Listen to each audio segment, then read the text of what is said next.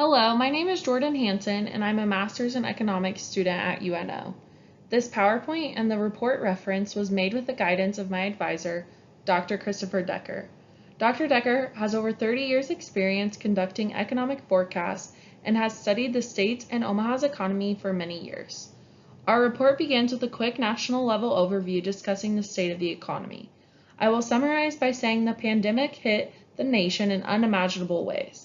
We saw the impacts immediately as GDP plummeted and the number of non-farm employees dropped by roughly 2 million.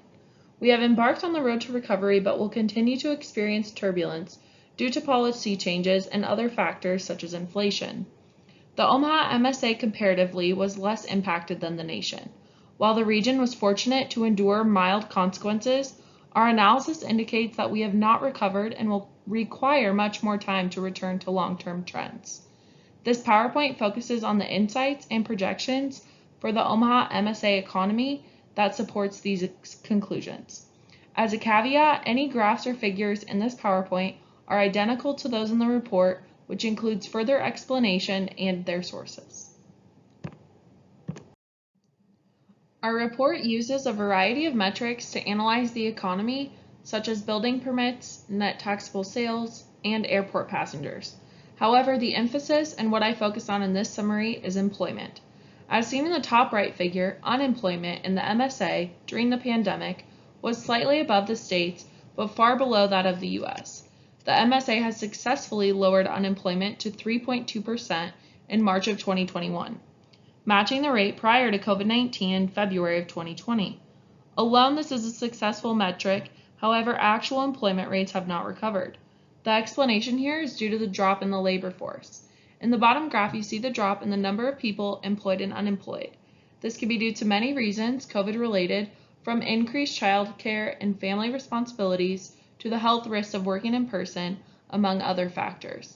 This will continue to be a threat to recovery and will require continued monitoring. First, I will discuss the sources of growth for the MSA by major employment sectors. This figure contrasts short and long-term growth trends for each. Quadrant 1 in the top right corner shows both short and long-term growth. These sectors, mining, logging, and construction, financial activities, professional businesses, and health and education, provide sustained growth for the economy. Quadrant 2 is short-term growth but long-term decline.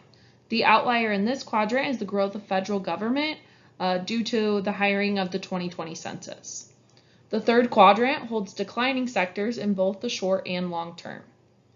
Quadrant 4 holds the sectors most impacted by COVID, leisure and hospitality, and other services, which explains the short-term decline but the long-term growth. Next, I will share our employment forecasts. We use the national and state forecasts from the latest BIN report published from the Nebraska Forecast Council, Bureau of Business Research, University of Nebraska at Lincoln to create our own Omaha MSA forecast.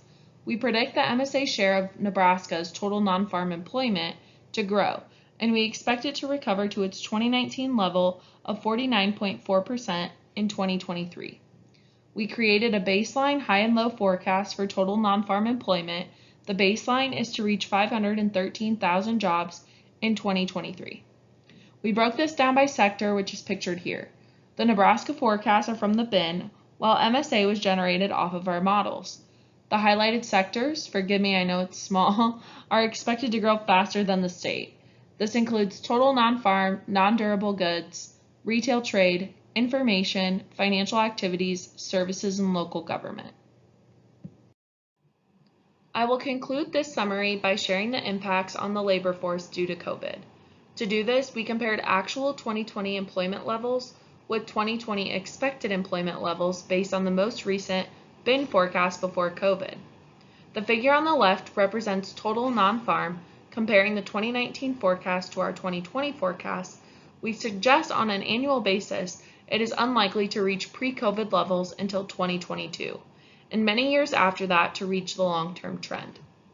The table on the right again breaks the comparison down by sector. The Nebraska forecast matches that of the BIN, while the MSA forecasts match our modeled forecast shared on the previous slide. The main point in the table is because COVID-19 impacted sectors differently, they will recover at different rates. Both services and transportation, warehousing, and utilities are the sectors that will continue to struggle back to pre-COVID long-term trend. This is true for both the state and the MSA. Other sectors that will struggle, although to a lesser degree, include local government and retail trade. The remaining sectors will either be near, at, or in some cases slightly ahead of pre-COVID long-term trend. Thank you for your time and attention today, and that concludes what we have prepared for you. Please reach out with any questions or if you would like to discuss anything further.